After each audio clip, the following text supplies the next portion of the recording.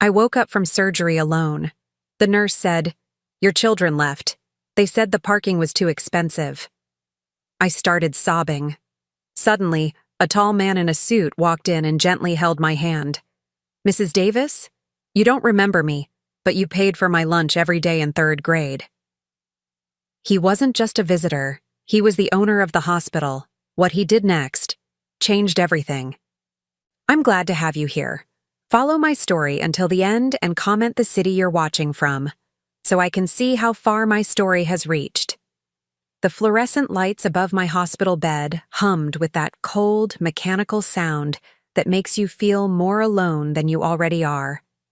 I blinked slowly, my throat dry as sandpaper, trying to focus on the clock mounted on the sterile white wall. 3:27 in the afternoon. The anesthesia was still making everything feel fuzzy around the edges, but one thing was crystal clear: the silence. My name is Adrienne Davis, and I'm 64 years old. 3 hours ago, I had undergone what my cardiologist called a routine procedure to clear a blocked artery. Nothing too serious, he'd assured me, but at my age, any surgery involving the heart carries risks. I'd asked my 3 children to be here when I woke up. David, my oldest at 38, had promised he'd take the day off from his accounting firm. Sarah, 35 and between jobs again, said she'd bring flowers. Michael, my baby at 32, had rolled his eyes but agreed to come after his sales calls. The room smelled like industrial disinfectant and something else I couldn't quite place. Fear, maybe, or disappointment. The machines beside my bed beeped steadily, monitoring my heart rate, blood pressure, oxygen levels, everything the doctors needed to know about how my body was functioning. But no machine could measure the hollow ache spreading through my chest that had nothing to do with the surgery. I turned my head toward the window, wincing at the sharp pain in my neck from the IV line. Outside, the Seattle sky was its usual gray, threatening rain that might or might not come. Cars moved through the hospital parking lot below, people going about their lives, visiting their loved ones. Where were mine? "Mrs. Davis?" A voice broke through my fog of confusion and growing panic. I turned to see a young nurse with kind eyes and strawberry blonde hair pulled back in a ponytail. Her scrubs were covered in cheerful cartoon cats, which seemed absurdly optimistic in this sterile environment. "Yes?" My voice came out as barely a whisper, my throat still raw from the breathing tube. She approached my bed with a gentle smile that didn't quite reach her eyes. "How are you feeling? Any pain? Nausea?" I shook my head slightly. Where? Where are my children? Did they leave a message?" The nurse's smile faltered. She glanced at her tablet, then back at me with obvious discomfort. "Well, they were here earlier, during your surgery, in the waiting room. And now?" She hesitated, and in that pause, I felt my heart rate monitor start beeping faster.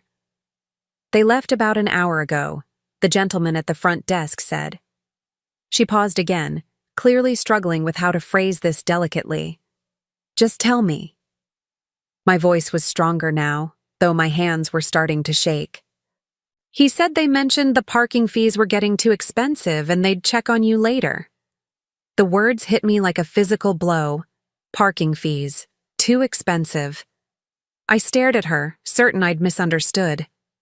"I'm sorry, what did you say?"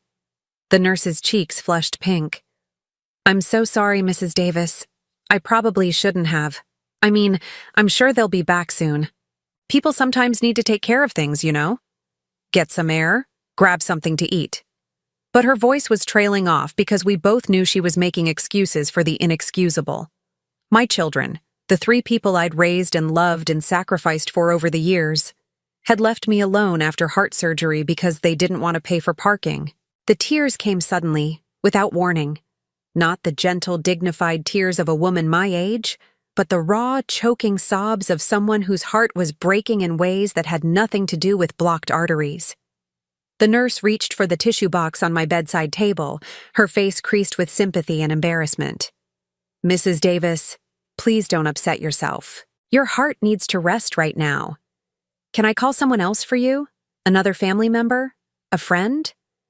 I couldn't speak, couldn't stop crying, couldn't process the fact that I was 64 years old, lying in a hospital bed after surgery, and my own children had abandoned me over parking fees that couldn't have been more than $20 or $30 for the day. Through my tears, I heard footsteps in the hallway. Heavy, confident footsteps that paused at my doorway. The nurse looked up, and her expression shifted to professional attention.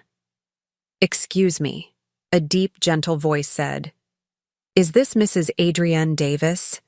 I wiped my eyes with the back of my hand, trying to compose myself enough to see who was speaking. A tall man in an expensive dark suit stood in the doorway. He was probably in his mid-50s, with salt and pepper hair and kind brown eyes behind wire-rimmed glasses. Everything about him suggested success and authority, from his perfectly tailored jacket to his leather briefcase. The nurse straightened up. "Yes, but visiting hours?" "It's all right," he said quietly, stepping into the room. His presence somehow filled the space without being overwhelming. "Mrs. Davis, my name is Malcolm Chen. You don't remember me, but—" He paused, his voice catching slightly. "You paid for my lunch every day in 3rd grade." I stared at him, confusion cutting through my emotional turmoil. 3rd grade? That would have been. When I was 16, working as a teacher's aide at Franklin Elementary to earn extra money for my family. But I couldn't place him, couldn't remember. He seemed to understand my confusion and stepped closer to my bed, his hands clasped respectfully in front of him. "Mrs. Davis, you probably helped so many children over the years that you don't remember them all. But I remember you. You saved my life." The nurse glanced between us uncertainly. "Sir, if you're not immediate family—" "Actually," Malcolm said, his voice taking on a different tone, more authoritative but still gentle, "I own this hospital." My tears stopped abruptly. I blinked hard, certain the anesthesia was making me hallucinate. "You? What?" The nurse's eyes widened, and she quickly excused herself, mumbling something about checking on other patients. Malcolm watched her go, then turned back to me with a small, sad smile. "May I sit down?" he asked, gesturing to the chair beside my bed.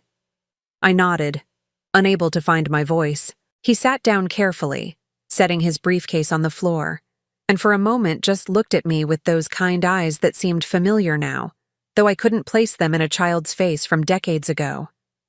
"I've been looking for you for years," he said quietly. "Ever since I finished medical school and started building my career. I always wondered what happened to the teacher's aide who made sure a hungry little boy didn't go without lunch." My heart monitor was beeping faster again, but this time it wasn't from distress. It was from a strange mixture of confusion, hope, and something I couldn't quite identify. "I don't understand," I whispered. "Malcolm? Chen? I'm sorry, I can't remember." "You wouldn't," he said gently. "I was just one of many kids you helped, and back then, my name was Malcolm Peterson. I was adopted by the Chen family when I was 12. He paused, his hands clasped tightly in his lap. "Mrs. Davis, do you remember a boy who never had lunch money? Who was so thin his clothes never fit right? Who sat alone in the cafeteria watching other kids eat?" Slowly, like fog lifting from my memory, an image began to form. A small boy with dark hair that never seemed to be cut right. Large brown eyes and a too thin face. Clothes that were always a little too big, a little too worn. And lunchtimes when he would just sit at the table pretending he wasn't hungry. "Oh my God," I breathed. "Malcolm, little Malcolm, you were so quiet, so—" "Hungry," he finished gently. "Every day. My biological parents. Well, that's not important now. What's important is that you noticed. You saw a kid who was falling through the cracks, and you did something about it." The memory was coming back clearer now. I had been working at Franklin Elementary to supplement my family's income. Even at 16, I was already helping my parents pay bills, already learning what it meant to sacrifice for the people you love. I'd noticed Malcolm because he reminded me of myself, trying to be invisible, trying not to be a burden. You never asked questions, he continued, his voice thick with emotion. You never made me feel like charity. You found a way to make sure I had lunch every day, for 2 whole years. I remembered now, the way I'd slip extra lunch tickets to him, how I'd tell him the cafeteria had made too much and needed someone to help eat the leftovers. The way his face would light up when I'd hand him a tray of food, like I'd given him the world. Malcolm, I said, fresh tears starting to fall. You were just a baby. You were so thin.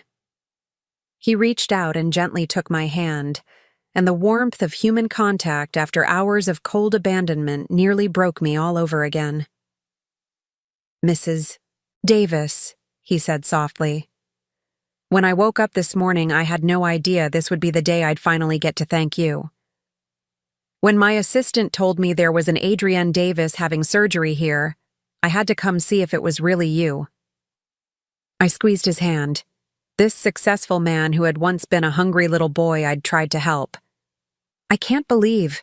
Look at you. You became a doctor. You own a hospital. Because of you, he said simply. Because someone showed me that kindness existed in the world, that I was worth caring about. We sat in silence for a moment, his hand warm in mine, the steady beeping of the machines marking time. Outside, the Seattle sky was growing darker, but somehow the room felt brighter than it had all day. Mrs. Davis, Malcolm said carefully, I noticed you were alone when I came in. Is there no one here with you? And just like that, the pain came flooding back. The reality of my situation crashed over me again, made even more stark by this unexpected kindness from a stranger who wasn't really a stranger at all. My children, I said, my voice breaking. They left. They said the parking was too expensive. Malcolm's grip on my hand tightened, and I saw something flash across his face. Anger, maybe, or disbelief. When he spoke, his voice was carefully controlled. I see, he said quietly. Well then, it's a good thing I'm here. Because, Mrs. Davis, I made a promise to myself a long time ago. If I ever found the woman who saved that hungry little boy, I was going to make sure she was never alone when she needed someone. Malcolm stayed with me until the evening shift change, and for the first time since waking up, I didn't feel abandoned. He'd insisted on having the kitchen send up dinner for both of us. Real food, not the standard hospital fare. We ate slowly, carefully, as he told me about his journey from that hungry third grader to the man sitting beside my hospital bed. After the Chens adopted me, he said, cutting his salmon into precise pieces, everything changed. They gave me stability, education, love, but I never forgot those 2 years at Franklin Elementary. I never forgot being hungry, and I never forgot the teacher's aide who made sure I wasn't. I picked at my own meal, still overwhelmed by the day's events. I just did what anyone would do. No, Malcolm said firmly, setting down his fork. That's not true, and we both know it. Mrs. Davis, may I call you Adrienne? I nodded, suddenly feeling shy. This accomplished man was treating me with more respect and care than my own children had shown. Adrienne, do you remember how you paid for those lunches? I frowned, thinking back. I had my teacher's aide salary. It wasn't much, but $3 a day, he said quietly. That's what school lunch cost back in 1975. You were making about $200 a month as a teacher's aide. Do you know what that $3 a day meant? I shook my head, though something uncomfortable was stirring in my memory. It meant you were spending almost half your paycheck feeding me. A kid you barely knew, a kid whose own parents couldn't be bothered to provide for. The memory hit me like a physical blow. I had forgotten, or maybe I'd forced myself to forget, how tight money had been back then. I was 16, trying to help my own family pay rent. And yes, I'd been spending almost half my earnings on lunch for a boy who reminded me too much of myself. I'd eaten peanut butter sandwiches for lunch for 2 years so Malcolm could have hot meals. I remember now, I whispered, I remember being hungry too. But you were so little, and you looked so lost, he finished. I was lost, Adrian. And you found me. He reached into his briefcase and pulled out something that made my heart skip. It was a yellowed lunch card from Franklin Elementary, the kind they used to punch holes in when you bought a meal. This one was worn soft from handling, the edges frayed. I kept this, he said, holding it carefully. All these years. It's the last lunch card you gave me before the school year ended, before I never saw you again. I took the card with trembling fingers, remembering the texture of them, the way they'd smell faintly of the cafeteria's industrial food. Why? Why did you keep this? Because it represented hope, he said simply. When the world seemed dark and I felt like nobody cared if I lived or died, I'd look at that card and remember that someone had noticed me. Someone had thought I was worth feeding. Tears were threatening again, but these felt different, cleaner somehow. Malcolm, I had no idea. I just saw a hungry child and you acted, without hesitation, without expecting anything in return. He leaned forward slightly. Do you know what I did with that lesson? I shook my head. I became a doctor because I wanted to help people the way you helped me. I specialized in pediatrics first, then moved into hospital administration so I could help on a larger scale. And every business decision I've made, every policy I've implemented in my hospitals, has been guided by one question: what would Adrian do? The weight of his words settled over me. This successful man, this owner of multiple hospitals, had been carrying my influence with him for decades. While I'd been struggling to raise my own children, working multiple jobs and barely making ends meet, my simple act of kindness had been growing into something I never could have imagined. I built my first clinic in a low-income neighborhood, Malcolm continued. Free lunch program for kids whose families couldn't afford it. Then I expanded to full medical services. Now I own 4 hospitals across the Pacific Northwest, and every single one has a program to make sure no child goes hungry while they're getting treatment. I stared at him, overwhelmed. Because of school lunches? Because of you, he corrected gently. Because you taught a little boy that kindness exists, even when the world feels cruel. We sat in comfortable silence for a moment, the hospital's evening sounds settling around us. Somewhere down the hall, a baby was crying. Elevator bells chimed softly. Normal sounds of life continuing, people being cared for. Malcolm, I said finally, can I ask you something?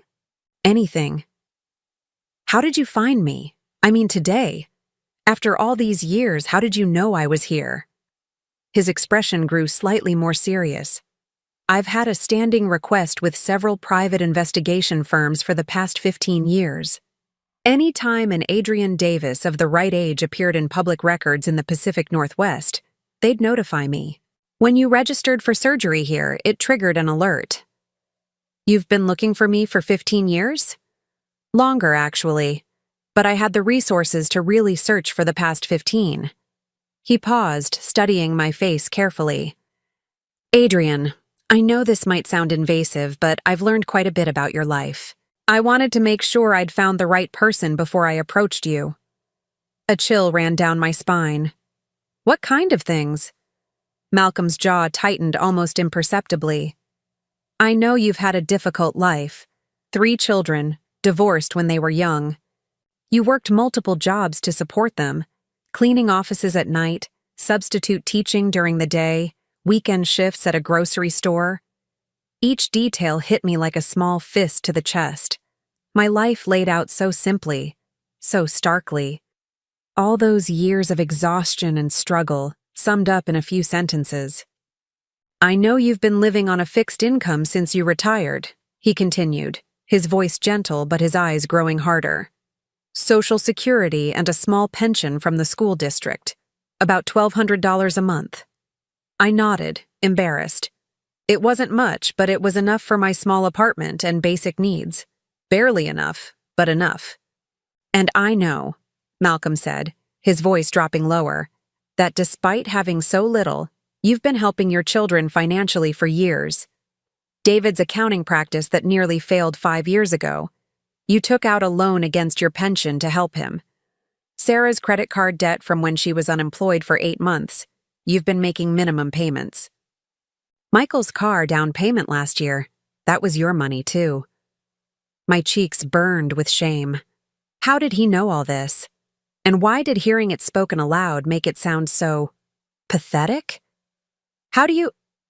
Financial records are fairly easy to trace when you know what you're looking for, he said, not unkindly. Adrienne, I'm not judging you. I understand the instinct to help your children, but I've also learned some other things. The way he said it made my stomach clench.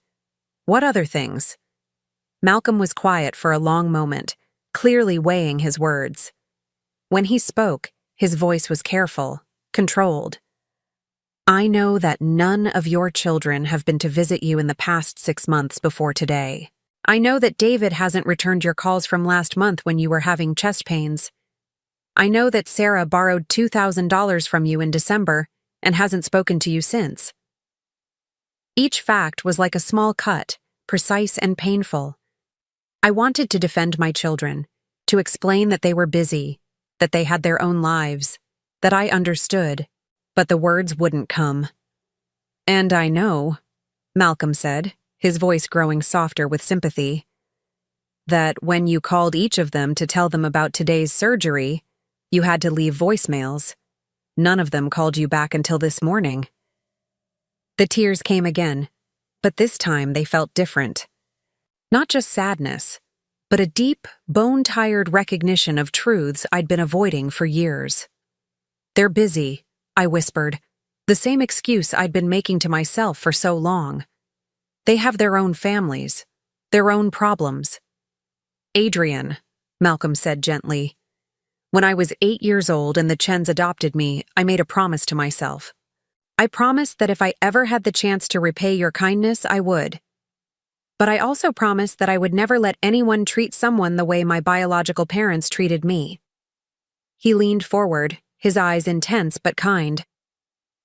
I've been watching your children's behavior patterns for months now, ever since I confirmed you were the Adrienne Davis I was looking for. And what I've seen. He paused, clearly struggling with how much to say. What I've seen concerns me deeply. My heart was racing now, the monitor beside my bed beeping faster. What do you mean? Malcolm reached into his briefcase again and pulled out a manila folder. He hesitated, holding it in his hands. Adrienne, I want you to know that everything I'm about to tell you comes from a place of caring. I owe you my life, and I won't stand by and watch people take advantage of your kindness the way mine was taken advantage of. He opened the folder, and I could see papers inside, documents with official letterheads. 3 weeks ago, he said carefully, David made an appointment with an elder care attorney. Sarah has been researching nursing homes in your area, and Michael has been asking friends about the process for getting someone declared mentally incompetent. The world seemed to tilt sideways. I gripped the bed rail, certain I was going to be sick. That can't be right, I breathed. They wouldn't. They're my children. They love me.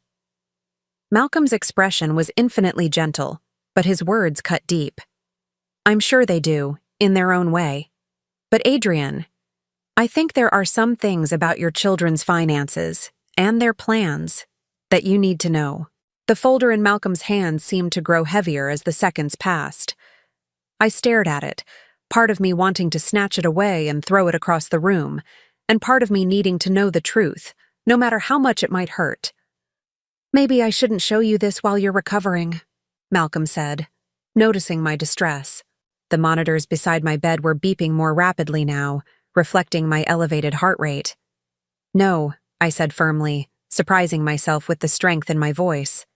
I need to know. I've spent too many years making excuses for them, haven't I? Malcolm nodded slowly, then opened the folder. What I'm about to show you I didn't obtain illegally. It's all public record, or information that was shared with me by people who were concerned about the pattern they were seeing. He pulled out the first document, a printed email. This is from the elder care attorney David consulted. The attorney was uncomfortable with the consultation and reached out to me through mutual professional contacts. I took the paper with shaking hands. The email was addressed to someone named Patricia Henley, Elder Law Associates. My eyes scanned the text, but the words seemed to swim together until one paragraph jumped out at me. Mr. Davis inquired specifically about the timeline for declaring an elderly parent mentally incompetent, with particular interest in situations where the parent is too generous for their own good and making poor financial decisions that will affect the family's inheritance. The words hit me like a physical blow. I read the paragraph again, hoping I'd misunderstood, but the meaning was crystal clear. David hadn't been asking about getting help for a mother with dementia. He'd been asking how to legally take control of a mother who was giving away what he considered his money. The attorney, Malcolm continued gently, was concerned enough about the nature of the questions that she declined to take David as a client. That's why she reached out through professional channels. She wanted someone to know that there might be an elderly person at risk. I set the email down with trembling fingers. What else? Malcolm hesitated, then pulled out a second document. This is a printout of an online conversation between Sarah and a friend. The friend was so disturbed by what Sarah was saying that she screenshot it, and eventually it made its way to me. The messages were from Facebook, between Sarah and someone named Jennifer Moss. I recognized the name. Jennifer had been Sarah's college roommate. My eyes found Sarah's messages, each one feeling like a dagger to my heart. Mom is driving me crazy with her bleeding heart act. Do you know she gave $500 to some charity last month? $500! While I'm drowning in credit card debt. She's 64 and acting like she's going to live forever. Doesn't she realize that money should be going to her family? Jen, I swear, if she gives away much more, there won't be anything left for us when she's gone. David thinks we need to do something before she gets too old and starts getting scammed by everyone. We're looking into some options. There are ways to protect elderly people from themselves, if you know what I mean. I couldn't read anymore. The phone slipped from my hands and Malcolm caught it before it could fall to the floor. The betrayal was so complete, so devastating, that I felt numb. These weren't strangers talking about some vulnerable old woman. This was my daughter, the child I'd raised and sacrificed for, discussing me like I was a problem to be solved. There's more, Malcolm said quietly, but maybe, show me. My voice sounded strange to my own ears, flat and cold. Show me all of it. The next document was even worse. It was a credit report, my credit report.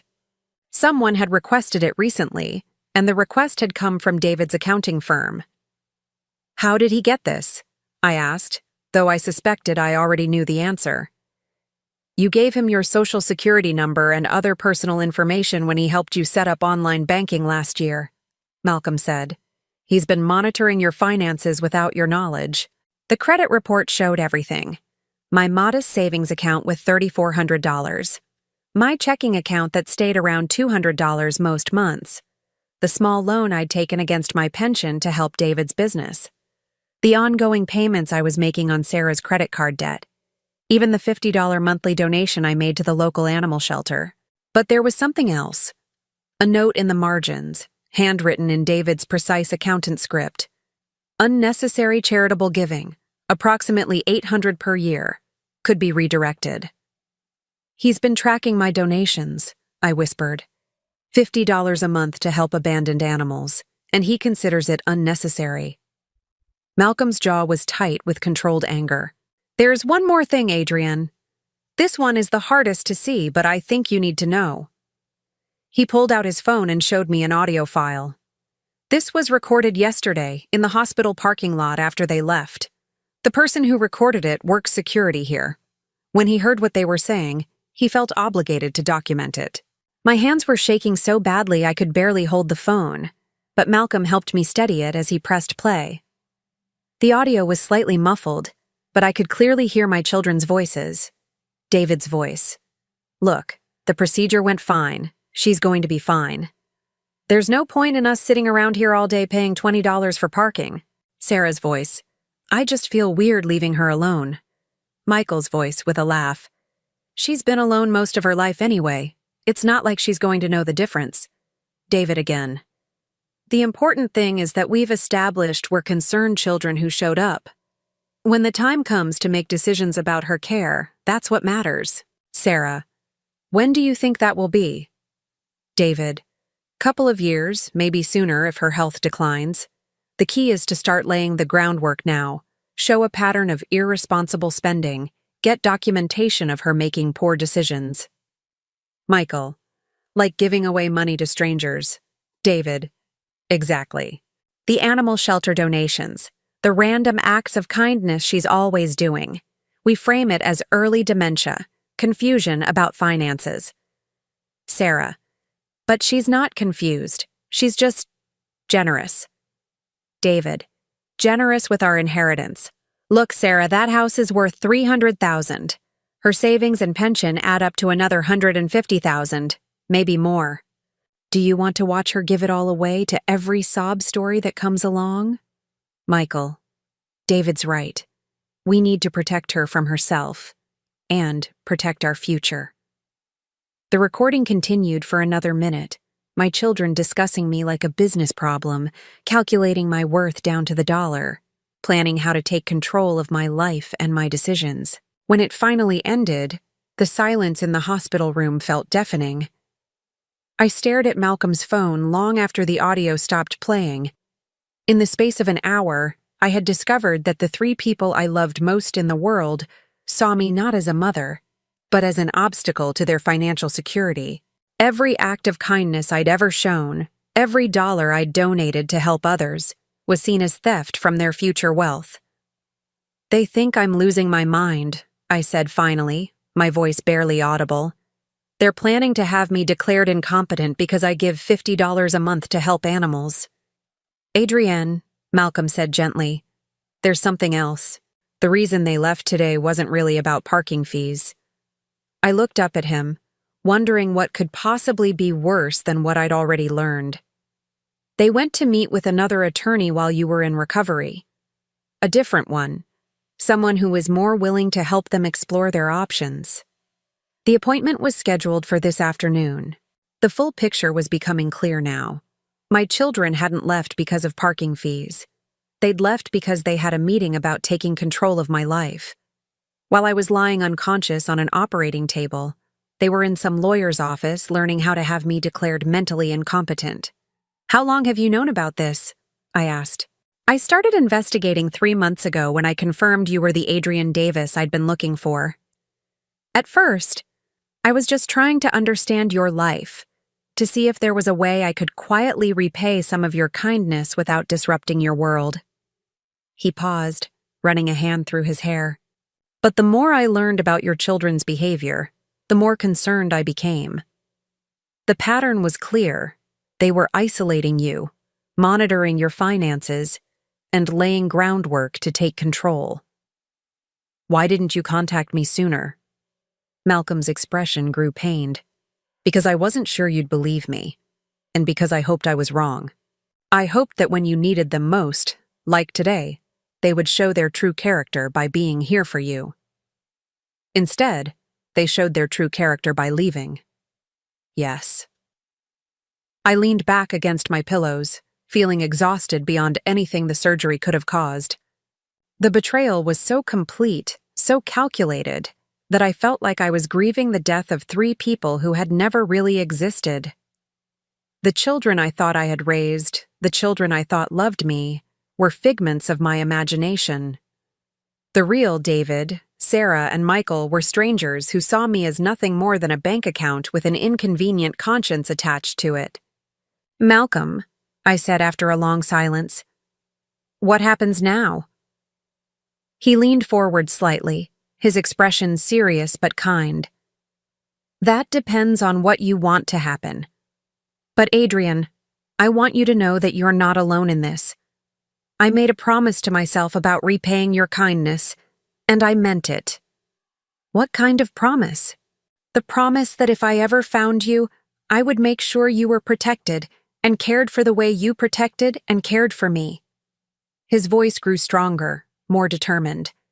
"Your children may see you as a problem to be managed, but I see you as the woman who saved my life. And I'll be damned if I'm going to let anyone treat you the way they're planning to treat you." For the first time since waking up from surgery, I felt something other than hurt and betrayal. I felt the faintest glimmer of hope. "What did you have in mind?" I asked. Malcolm smiled, and for just a moment, I could see the grateful little boy he'd once been. "Well," he said, reaching for his briefcase again, "it turns out that owning hospitals comes with certain advantages, and having good lawyers doesn't hurt either." He pulled out a different folder, this one thick with official-looking documents. "Adrienne, how would you feel about making some changes to your life? Changes that would ensure you're never at anyone's mercy again." I looked at the folder, then back at Malcolm's kind, determined face. Outside my window, the Seattle sky was growing dark, but somehow the room felt brighter than it had all day. "Tell me more," I said. Malcolm opened the new folder with the care of a surgeon handling a delicate instrument. Inside were documents that looked far more hopeful than the devastating evidence I'd just reviewed about my children's betrayal. "Adrienne," he began, his voice taking on a businesslike tone that somehow still managed to sound warm. "What I'm about to propose might seem overwhelming, but I want you to know that every suggestion I'm making comes from decades of planning. Ever since I started looking for you, I've been preparing for this conversation." I shifted slightly in my hospital bed, wincing as the IV tugged at my arm. "What kind of preparation?" He pulled out the first document, which looked like some sort of legal contract. 5 years ago, I established something called the Adrienne Davis Foundation. It's a charitable organization dedicated to ensuring that children never go hungry, and that elderly people who've spent their lives helping others are protected and honored in their later years. I stared at the document, seeing my name in official letterhead, feeling surreal and overwhelmed. "You created a foundation in my name?" "With the intention of finding you and asking your permission to use it," Malcolm said quickly. "If you had said no, I would have changed the name immediately. But Adrienne, this foundation has been funding meal programs in schools across Washington state for 5 years. We've fed over 10,000 children because of the inspiration you gave me as a hungry little boy." The weight of his words settled over me slowly. While I'd been struggling to pay bills and worrying about my children's futures, Malcolm had been feeding thousands of children in my honor. While my own children saw my charity as theft from their inheritance, this man had built an empire of kindness based on the simple act of buying school lunches. "I don't understand," I said softly. "What does this have to do with my situation now?" Malcolm's expression grew more serious. "The foundation has substantial assets, enough to ensure that you never have to worry about money again, and more importantly, enough to ensure that your children can never claim you're financially incompetent or unable to make sound decisions." He pulled out another document, this one covered in numbers. "I'm prepared to offer you a position as executive director of the foundation with an annual salary of $125,000. I nearly choked. "Malcolm, that's more money than I've ever made in my life." "It's less than you deserve," he said firmly. "But more importantly, it would give you financial independence and legal protection. As an actively employed executive director, no court would consider you mentally incompetent. Your children's plans would become impossible to execute." I felt dizzy, and it wasn't from the medication. But I don't know anything about running a foundation. I don't have the education or experience. "You have something more valuable than education," Malcolm interrupted gently. "You have the heart and instincts that this foundation was built to honor, and you'll have a full staff to handle the technical aspects. Your job would be to guide the mission, to help decide which programs to fund, to be the moral compass of an organization dedicated to kindness." The irony wasn't lost on me. My children wanted to take control of my life because they thought I was too generous, too willing to help others. Malcolm was offering me control of a foundation specifically designed to help others on a massive scale. There's more, Malcolm continued, pulling out another set of papers. I've also purchased a home for you, if you want it. You what? It's in Sunset Gardens, a private community about 20 minutes from here. Beautiful place, specifically designed for active adults who want independence but with available support services. The home is fully paid for. It would be yours, with no mortgage, no rent, no monthly housing costs. I felt like I was drowning in kindness after a lifetime of barely keeping my head above water. Malcolm, this is too much. I can't accept. You can, and you should, he said, his voice taking on the authoritative tone of someone who'd built a medical empire. Adrian, let me ask you something. When you paid for my lunches all those years ago, did you expect anything in return? Of course not. Then why is it so hard to believe that I want to help you without expecting anything in return? I didn't have an answer for that. Maybe because I'd spent so many years with people who always wanted something, I'd forgotten what unconditional kindness looked like. Malcolm pulled out a tablet and showed me photos of a charming single-story home with a wraparound porch and a garden that looked like something from a magazine. The house comes fully furnished, but you can change anything you want. There's a community center, walking trails, and optional meal services. You could move in as soon as you're released from the hospital. I studied the photos, trying to imagine myself in this beautiful place. It looked like a dream, the kind of peaceful retirement I'd never dared to hope for. What about my current apartment? We'd handle the move completely, pack everything you want to keep, donate what you don't need, handle all the logistics. Malcolm's voice grew softer. Adrian, I want you to understand something. This isn't charity. This is justice. You gave a hungry child hope and dignity. Now that child, grown up, wants to give you security and peace. I looked at the photos again, then at Malcolm's earnest face. And my children? What about them? They'll be furious. They'll think I've lost my mind, accepting help from a stranger. Malcolm's expression hardened slightly. With respect, Adrian, your children's opinion shouldn't matter in decisions about your own life, especially when their primary concern seems to be preserving their inheritance rather than ensuring your happiness. He was right, and I knew it. But letting go of a lifetime of putting my children's needs first wasn't easy, even after learning how little they valued me. Can I ask you something? I said. Anything. Why now?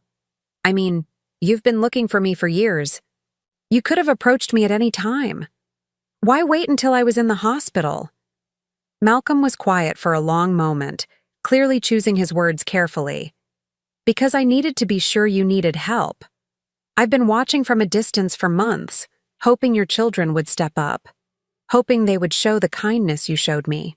Today, when they abandoned you after surgery, I knew I couldn't wait any longer. He leaned forward slightly. And because, frankly, I was afraid you'd refuse help if you weren't in a position to see how alone you really are. The honesty of his answer hit me hard. He was right. If he'd approached me 6 months ago with this offer, I would have been too proud to accept it. I would have made excuses for my children's behavior and insisted I was fine on my own. There's one more thing, Malcolm said, pulling out a final document. This is entirely optional, but I wanted to present it as a possibility. The paper he handed me was a will. My will, already prepared with my name and information. I took the liberty of having my legal team draft this based on what I know about your current assets and wishes. Obviously, you can change anything or ignore it completely, but I thought it might be helpful to see your options laid out clearly. I read through the document, surprised by how thorough and thoughtful it was. Instead of leaving my modest assets to my children, this will establish a scholarship fund for underprivileged children, donated my house to a charity that helped single mothers, and left specific instructions for my care if I became unable to make decisions for myself. This gives my children nothing, I said, stating the obvious. That's correct. Given their apparent plan to have you declared incompetent in order to access your assets, This seemed like the most protective course of action. I set the will down and looked at Malcolm, this man who had appeared in my darkest hour like an answer to a prayer I hadn't even known I was praying. You've thought of everything, haven't you? I've tried to. Adrian, I want you to have choices. Real choices, not just the illusion of choice while other people control your life. He paused. But I need you to know that none of this comes with strings attached. If you want to reconcile with your children, if you want to leave them your inheritance, if you want to live modestly in your current apartment, I'll support whatever you decide. Even if you think I'm making a mistake. Even then, because that's what you did for me. You helped without trying to control the outcome. I leaned back against my pillows, overwhelmed by the magnitude of what he was offering. Financial security, a beautiful home, meaningful work, legal protection from my children's schemes. It was everything I'd never dared to dream of, offered by someone who owed me nothing but had chosen to remember everything. Malcolm, I said finally, what happens if I say yes to all of this and then my children try to fight it? Try to claim you're manipulating me or taking advantage of me? His smile was sharp and confident. Let them try. I own 4 hospitals, employ some of the best lawyers in the state, and have documented evidence of their own plans to manipulate you. More importantly, you'll be employed, housed, and surrounded by people who can testify to your mental competency and independence. He pulled out a business card and handed it to me. This is my personal attorney, Rebecca Martinez. She specializes in elder law and protection from financial exploitation. She's been briefed on your situation and is prepared to represent you immediately if needed. I took the card, feeling its weight as a symbol of protection I'd never had before. You really have thought of everything. I've had 15 years to think about it, Malcolm said simply. Adrian, I know this is a lot to process while you're recovering from surgery. You don't have to decide anything today. But I want you to know that these offers stand regardless of your timeline. A gentle knock at the door interrupted us. The same nurse from earlier peered in, looking apologetic. Mrs. Davis, I'm sorry to interrupt, but there are 3 people here who say they're your children. They'd like to see you. My heart rate monitor immediately started beeping faster. Malcolm noticed and placed a calming hand on my arm. It's your choice, he said quietly. You can see them, or you can ask them to come back tomorrow when you're feeling stronger. I looked at the documents spread across my bed, the foundation papers, the photos of my potential new home, the will that would protect everything I'd worked for from children who saw me as a problem to be managed. Then I looked at Malcolm, whose presence had transformed my worst day into a day of unexpected hope. Send them in, I said, surprising myself with how calm I sounded. It's time to see what they have to say. But as the nurse disappeared to get my children, I carefully gathered all of Malcolm's documents and handed them back to him. Can you hold on to these for now? Of course. He tucked everything back into his briefcase. Do you want me to leave? I considered this. Part of me wanted the protection of his presence, but another part needed to face my children alone, to see if I could detect any genuine remorse or concern in their behavior. Would you mind waiting just outside, in case I need you? Malcolm stood and straightened his suit jacket. I'll be right outside the door. If you need anything at all, just call my name. As he moved toward the door, I called out softly, Malcolm? He turned back. Thank you, for everything, for remembering, for caring, for giving me choices. His smile was gentle and warm. Thank you, Adrian, for teaching a hungry little boy that kindness exists in the world. Everything good in my life started with that lesson. As he stepped into the hallway, I could hear voices approaching. David's confident tone, Sarah's nervous laugh, Michael's attempt at humor. My children, coming to visit their mother after abandoning her to meet with lawyers about taking control of her life. I closed my eyes and took a deep breath, feeling stronger than I had in years. It was time to see what they wanted this time. The sound of my children's voices grew louder as they approached my room. and I felt my heart rate spike in a way that had nothing to do with my recent surgery. Through the thin hospital walls, I could hear David talking in his usual authoritative tone, the one he'd inherited from his father and perfected in his accounting practice. "I still think we should have stayed this morning," Sarah was saying, her voice carrying that familiar note of anxiety. What if something had gone wrong? "Nothing went wrong," David replied curtly. "The procedure was routine. We verified that with the surgeon before we left." Michael's laugh was sharp and dismissive. "Come on, Sarah. She's fine. She's always fine. Mom's like a cockroach. She'll survive anything." Their casual cruelty hit me like a physical blow, even though I'd heard worse on Malcolm's recording. But hearing it now, knowing they were about to walk into my room and pretend to care, made it somehow more painful. The door opened, and my 3 children filed in, David leading the way as he always did. He was wearing his best suit, the navy blue one he saved for important meetings, and his expression was set in what I'd come to recognize as his managing difficult client's face. Sarah followed behind him, clutching a small bouquet of supermarket flowers that looked like they'd been purchased from the hospital gift shop 5 minutes ago. Michael brought up the rear, already checking his phone as he walked. "Mom!" Sarah exclaimed with forced brightness, rushing to my bedside. "How are you feeling? We've been so worried." I studied her face, looking for any sign of genuine concern beneath the performance. Her makeup was perfect, her hair freshly styled.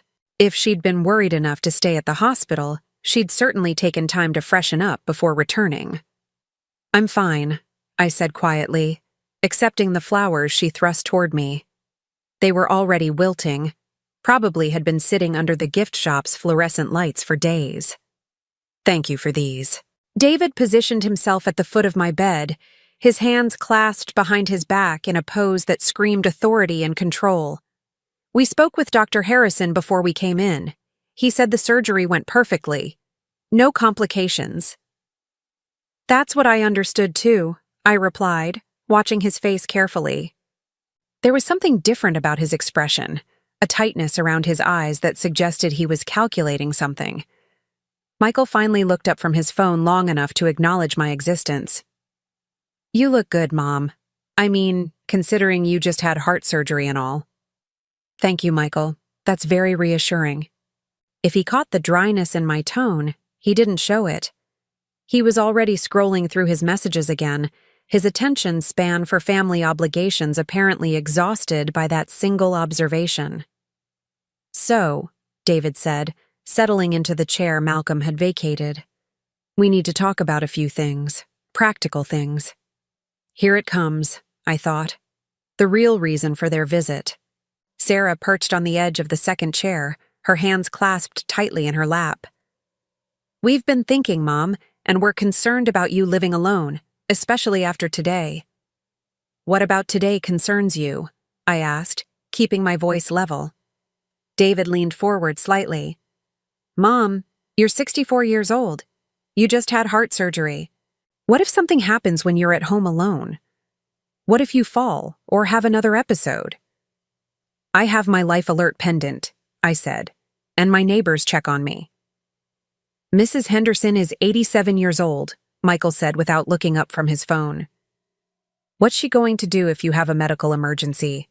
Call 911 and then stand around wringing her hands?" Sarah shot him a warning look. "What Michael means is that we think you might be more comfortable somewhere with professional staff, people who are trained to handle medical situations." I felt a chill run down my spine that had nothing to do with the hospital's air conditioning. They were already laying the groundwork, already starting the conversation that would lead to me being moved somewhere for my own good. "Are you talking about a nursing home?" I asked directly. "Not a nursing home," David said quickly. "More like an assisted living facility. Somewhere nice where you'd have your own apartment but with support services available." "I see." I looked from one face to another, these 3 people who shared my DNA but seemed like strangers. "And have you looked into any specific places?" Sarah's cheeks flushed slightly. "We've done some preliminary research, just to understand the options. There are some really lovely communities that specialize in active seniors. Active seniors who've just had heart surgery? I asked. Mom, don't be dramatic, David said, his patience already wearing thin. We're talking about your safety and well-being. As your children, we have a responsibility to make sure you're properly cared for. The word responsibility coming from his mouth was almost laughable. Where was their responsibility this morning when I woke up alone and terrified? Where was their responsibility during the past year when they'd barely called or visited? I appreciate your concern, I said carefully, but I'm not ready to give up my independence yet. Michael finally looked up from his phone, his expression suggesting I'd said something particularly stupid. Mom, independence is great when you're young and healthy. But you're not young anymore, and clearly your health is becoming an issue. My health is becoming an issue? I repeated. I had one blocked artery. It's been fixed. Dr. Harrison expects a full recovery. For now, David said ominously. But Mom, heart disease is progressive. This is just the beginning. You need to start thinking realistically about the future. I felt anger beginning to burn in my chest, hot and clean. What I need to think about is why my children are more concerned with managing my future than supporting me through my present. The room fell silent. Sarah's flowers rustled as she shifted uncomfortably in her chair. Michael's phone buzzed with a notification that he ignored for the first time since entering the room. David's jaw tightened, and I could see him struggling to maintain his professional composure. That's not fair, Mom, Sarah said finally. We're here now. We care about you. You're here now, I agreed. Where were you 4 hours ago when I woke up alone and crying? We explained that, David said stiffly. The parking situation. $20, I interrupted. The parking fee was $20 for the day. You left your mother alone after heart surgery to avoid paying $20. Michael's phone buzzed again, and this time he answered it. Sorry, I have to take this. It's a client. Os? He stepped out into the hallway, already deep in conversation about some sales deal that was apparently more important than his mother's recovery. David watched him go with obvious irritation, then turned back to me. Mom, you're clearly upset, and I understand that. Surgery is stressful, but you're not thinking clearly about the bigger picture. What bigger picture is that, David? Your finances, he said bluntly. Do you have any idea what this surgery is going to cost, even with Medicare? What ongoing cardiac care will cost? You can't afford to live independently and pay for the medical care you're going to need. There it was. The real concern. Not my health, not my happiness, but my money, and how my medical expenses might affect their inheritance. I see, I said quietly. And I suppose you have a solution for this financial problem? Sarah leaned forward eagerly. Actually, we do. If you were to move to an assisted living facility, you could sell your house. Use that money to pay for your care. It would probably last several years, maybe longer if you choose a more modestly priced community. And after that money runs out? David shrugged. Medicaid. The state takes over, but by then you'd be settled somewhere, established in a care routine. I stared at them both, marveling at how thoroughly they'd worked this out. Sell my house, spend down my assets, then become a ward of the state. All very neat and tidy, and coincidentally, it would eliminate any inheritance they might otherwise have to wait for. Have you spoken to anyone about this? I asked. Any professionals who could help navigate these decisions? David's eyes flickered almost imperceptibly. We've done some research. Consulted with people who understand elder care law. I see. Anyone specific I should know about? Sarah looked confused by the question, but David's expression grew more guarded. Just some preliminary consultations. Nothing formal. A soft knock at the door interrupted us. Malcolm stepped in, his presence immediately changing the energy in the room. He was still wearing his expensive suit, still carrying his leather briefcase, But now there was something different about his demeanor. More formal, more professional. "Excuse me," he said politely. "Mrs. Davis, I wanted to check on how you're feeling before I head home for the evening."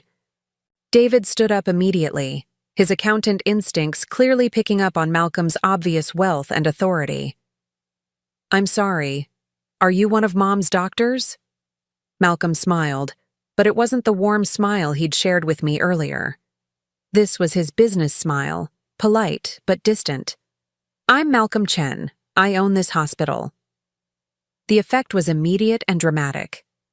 David's entire posture changed, his voice becoming obsequiously respectful. Sarah actually stood up, as if she were meeting royalty. Even Michael, who had wandered back into the room still holding his phone, suddenly looked interested.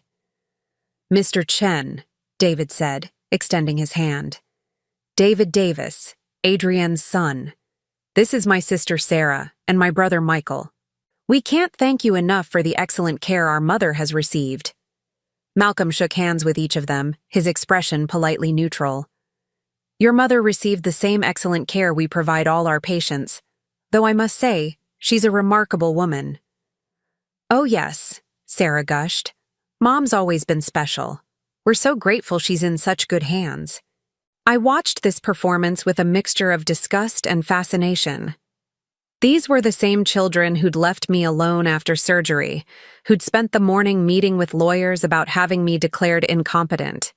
But put them in front of someone wealthy and powerful, and suddenly they were devoted, grateful children. "Mr. Chen," David said, his voice taking on what I recognized as his networking tone. "I don't suppose you have a few minutes to discuss our mother's situation. We're trying to make some decisions about her ongoing care." Malcolm's expression didn't change, but I caught the slight tightening around his eyes. "What kind of decisions?" "Well, we're concerned about her living alone, given her age and now this health issue. We're looking into some assisted living options." "I see." Malcolm's voice was carefully neutral. "And what does Mrs. Davis think about these options?" David glanced at me, then back at Malcolm. "She's been resistant to the idea, but we think it's important to plan ahead. Be proactive, rather than reactive." "Proactive," Malcolm repeated thoughtfully. "Yes, I can see how that would be important." He paused, seeming to consider something. "You know, it's interesting. In my experience running healthcare facilities, I've found that the patients who do best are those who feel they have control over their care decisions." Sarah nodded eagerly. "Oh, absolutely. We want Mom to feel like she's part of the decision-making process." "Of course," Malcolm said smoothly. "Though I've also noticed that family members sometimes have different priorities than the patients themselves. It's understandable. Everyone wants what they think is best." There was something in his tone, a subtle sharpness that made David shift uncomfortably. "Well, yes. Sometimes elderly parents don't fully understand the complexities of their situation." Malcolm nodded slowly. "That can certainly happen. Though I've found that people tend to be more capable of making good decisions when they have complete information and appropriate support." He turned to me, and his expression warmed slightly. "Mrs. Davis, how are you feeling about your recovery? Do you feel confident about managing your care going forward?" I met his eyes, understanding that this was more than a casual question. "I'm feeling much stronger, actually. More confident than I have in a long time." "That's wonderful to hear." Malcolm turned back to my children. "Well, I should let you continue your visit. Mrs. Davis, please don't hesitate to call if you need anything at all. Anything." The emphasis on the last word wasn't lost on any of us. David's expression was puzzled, trying to understand why the hospital owner was taking such a personal interest in his mother. Sarah looked flustered, clearly intimidated by Malcolm's obvious authority. Michael was back to checking his phone. After Malcolm left, the room felt smaller somehow. David sat back down, but his earlier confidence had been shaken. "That was interesting," he said finally. "I wonder why the hospital owner would take such a personal interest in your case." I shrugged, keeping my expression neutral. Maybe he's just very hands-on with patient care. Maybe. But David's accountant mind was clearly working, trying to figure out what he'd missed. Sarah looked confused by the entire interaction. He seemed very nice, very successful. Very rich, Michael added, finally contributing something useful to the conversation. An idea was forming in my mind, growing stronger by the minute. I looked at my 3 children. David with his calculating mind already trying to figure out how to leverage this new connection. Sarah with her perpetual anxiety about money and status. Michael with his complete indifference to everything except his own immediate gratification. You know, I said slowly, maybe you're right about planning ahead. All 3 of them turned to look at me with renewed attention. I should probably think more seriously about my future, I continued. Make some changes while I'm still healthy enough to make good decisions. David leaned forward, sensing victory. That's exactly what we've been trying to tell you, Mom. Yes, I said thoughtfully. I should definitely make some changes. But the changes I was thinking about weren't the ones they were hoping for. 6 months later, I stood on the wraparound porch of my new home in Sunset Gardens, watching the morning mist lift off the community's central lake.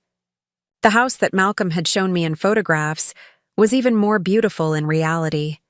Warm hardwood floors, windows that filled every room with natural light, and a kitchen where I'd learned to cook for pleasure rather than necessity. The transition had been smoother than I'd ever imagined possible. Within a week of my hospital stay, Malcolm's team had handled every detail of my move. My old apartment had been professionally packed, with items I wanted to keep delivered to my new home and everything else donated to local charities. My children had been told I was moving to a senior community for health reasons, which was true enough that they hadn't questioned it. What they didn't know was that instead of the modest assisted living facility they'd been researching, I was living in what amounted to a luxury retirement resort, with my housing completely paid for, and a 6-figure salary from the Adrienne Davis Foundation, ensuring I'd never worry about money again. I took a sip of my morning coffee. Real coffee, expensive coffee, not the generic brand I'd been buying for years, and opened the letter that had arrived yesterday. It was from David, written in his precise accountant's handwriting. Dear Mom, it read, I hope you're settling in well at your new place. We haven't heard from you much since you moved, and we're concerned. Sarah tried calling last week but got your voicemail. We'd like to visit soon to see how you're doing and make sure you have everything you need. Also, we should probably discuss your financial arrangements. I'm worried about how you're managing the costs of your new living situation on your fixed income. Please call me when you get this.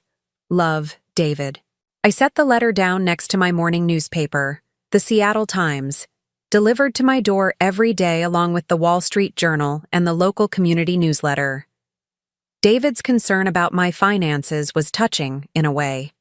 He had no idea that my fixed income had increased by roughly 10 times since I'd last seen him. My phone rang, interrupting my thoughts. Malcolm's name appeared on the caller ID, and I answered with a smile. Good morning, Malcolm. Good morning, Adrienne. How are you feeling today? Wonderful, I said, and meant it. I just finished reviewing the applications for our new school lunch program in Tacoma. I think we should fund all 3 schools that applied, even the one with the questionable financial management. I laughed. Especially that one. Sometimes the places that look the messiest on paper are where the need is greatest. I learned that from a very wise little boy who taught me that hunger doesn't wait for perfect circumstances. Malcolm's chuckle was warm. I'll never get used to you throwing my own words back at me. All right, all 3 schools it is.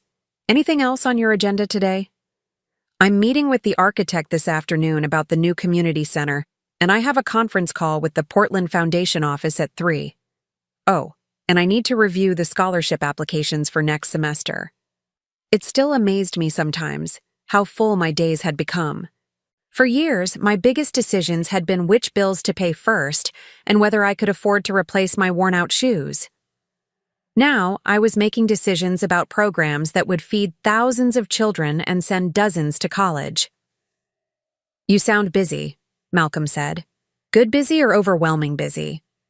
"The best kind of busy," I assured him. "The kind where you go to bed tired but satisfied."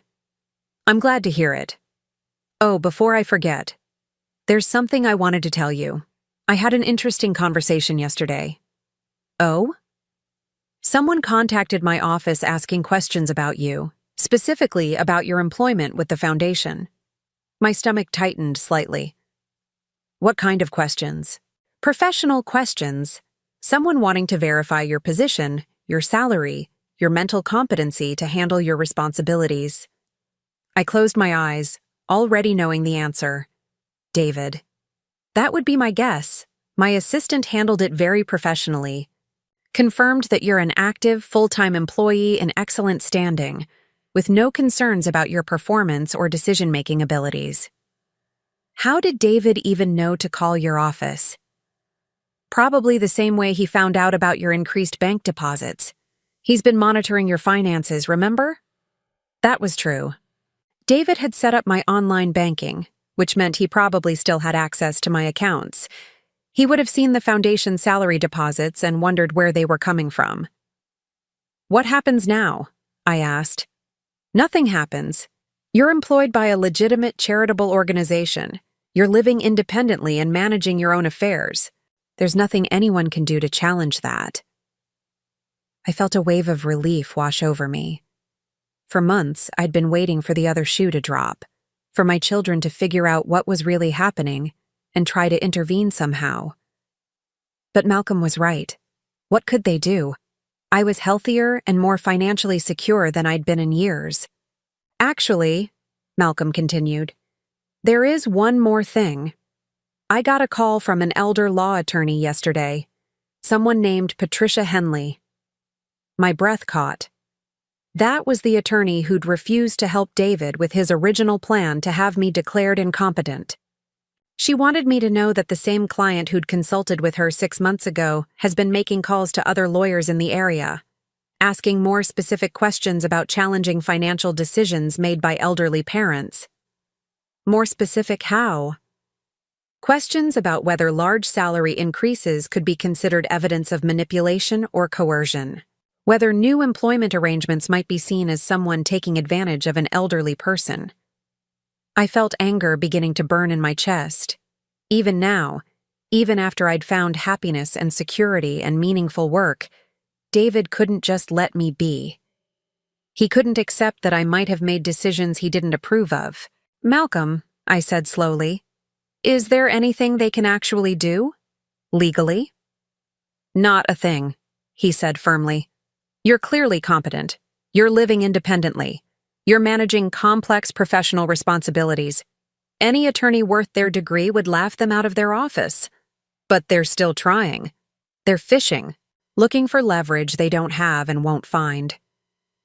I set my coffee cup down and looked out over the lake, where a family of ducks was making their morning rounds. The mother duck led the way, her ducklings following in a neat line behind her.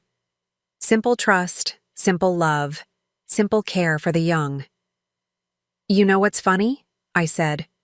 "For months I've been expecting to feel guilty about cutting them off financially, waiting for the maternal instinct to kick in and make me want to help them again. And it hasn't happened. I feel free. For the first time in my adult life, I'm not responsible for anyone else's problems or mistakes or poor choices." "How does that feel?" "Terrifying," I said honestly, "and wonderful." Malcolm was quiet for a moment. "Adrian, can I ask you something?" "Of course. Do you ever regret it? The way things ended with them?" I thought about that for a long time before answering. "I regret that it had to end. I regret that they never saw me as anything more than a source of money and support. I regret that I spent so many years making excuses for their selfishness." I paused. "But I don't regret choosing myself for once." "Good," Malcolm said simply. "Because you deserve to be chosen. You deserve to be chosen 40 years ago, and you deserve it now." After we hung up, I sat on my porch for a while longer, thinking about the journey that had brought me to this place. A heart attack had led to surgery, which had led to abandonment, which had led to the most unexpected reunion of my life. My phone buzzed with a text message. For a moment, I thought it might be one of my children, finally reaching out to actually see how I was doing rather than to investigate my finances. But the number was unfamiliar. "Mrs. Davis, this is Jennifer Chen, Malcolm's daughter. I'm a sophomore at University of Washington, and I'm writing a paper about charitable organizations for my sociology class. Dad told me about the foundation and suggested I interview you about its impact on local communities. Would you be available to meet sometime this week? Thank you, Jenny." I smiled, delighted by the idea of meeting Malcolm's daughter and sharing the story of how a simple act of kindness had grown into something that was now feeding thousands of children and sending hundreds to college. I typed back quickly, "I would love to meet with you, Jenny. How about lunch on Thursday? There's a lovely cafe here in Sunset Gardens that I think you'd enjoy." Her response came back almost immediately. "Perfect. I can't wait to hear the stories Dad says you have about helping kids who need it most." As I put my phone away, I realized something that filled me with quiet joy. I was building new relationships now. Relationships based on mutual respect and shared values rather than obligation and guilt. Malcolm had become not just a benefactor, but a true friend. Jenny would be the first of the next generation I'd have the chance to influence, not through financial support, but through the wisdom that came from finally understanding my own worth. That afternoon, I had lunch with Mrs. Patterson, my next-door neighbor who'd become one of my closest friends. She was 82, sharp as a tack, and had raised 5 children largely on her own after her husband died young. "You know what I love about this place?" she said, cutting into her salmon with precise movements. "Everyone here chose to be here. We're not here because our children couldn't be bothered with us, or because we ran out of money, or because we had no other choice." "What do you mean?" "I mean we're here because we decided we deserve to live somewhere beautiful, with people who appreciate us. We're here because we finally figured out that we matter." Her words resonated deeply. That was exactly how I felt, like I mattered. Not as a source of financial support, not as someone who existed to make other people's lives easier, but as a person with my own value and worth. "Mrs. Patterson," I said, "can I ask you something personal?" "Honey, at my age, everything's personal. Ask away." "Do you ever miss your old life? Even the difficult parts?" She considered this, sipping her iced tea thoughtfully. "I miss the version of my children I thought I had. Took me years to realize that the children I thought I'd raised and the children I actually raised were 2 different things." "How do you tell the difference?" "Easy," she said with a smile that held decades of hard-won wisdom. "The children you think you raised would move heaven and earth to make sure you're happy and safe. The children you actually raised only show up when they need something." That evening, I sat in my beautiful living room, surrounded by my favorite books and the art I'd finally had the courage to buy for myself. On my coffee table sat Malcolm's old lunch card, which he'd given me as a keepsake, now framed and displayed as a reminder of how far kindness can travel across time. I opened my laptop and began typing. "Dear David, Sarah, and Michael, thank you for your letter and your concern about my well-being. I want you to know that I am happier and healthier than I have been in years. My new home is beautiful, my financial situation is secure, and I have meaningful work that brings me joy every day. I understand that my choices may not be what you expected or wanted for me, but they are my choices to make. I am not in need of assistance, financial or otherwise, and I am not in danger of being taken advantage of by anyone. I wish you all happiness and success in your own lives. With love, Mom P.S. I have enclosed information about the Adrian Davis Foundation, in case you're interested in learning about the work I do. We're always looking for volunteers if any of you ever decide you'd like to help feed hungry children." I printed the letter, signed it carefully, and sealed it in an envelope along with a brochure about the Foundation's programs. Tomorrow I would mail it, and then I would be done explaining myself to people who had never bothered to try to understand me.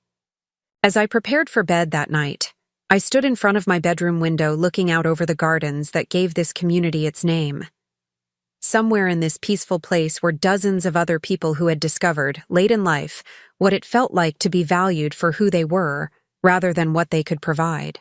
I thought about the little boy Malcolm had been, hungry and alone, and how feeding him had fed something in me too, a sense of purpose that had taken decades to fully bloom. I thought about all the children who would benefit from the Foundation's programs, and all the college students who would get scholarships funded by the money I'd once spent enabling my own children's poor choices. Most of all, I thought about the woman I'd become at 64, independent, respected, financially secure, and surrounded by people who valued my mind rather than my wallet. It had taken a heart attack to save my heart, and for the first time in my life, I was exactly where I belonged. 6 months ago, I had awakened from surgery to find myself abandoned by the people I'd sacrificed everything for. Tonight, I was falling asleep in a home filled with the warmth of genuine friendship and the satisfaction of work that mattered. The echo of kindness, it turned out, had a very long reach indeed. And sometimes, if you're very lucky, it circles back to save you too. Now I'm curious about you who listened to my story. What would you do if you were in my place? Have you ever been through something similar? Comment below. And meanwhile, I'm leaving on the final screen 2 other stories that are channel favorites, and they will definitely surprise you. Thank you for watching until here.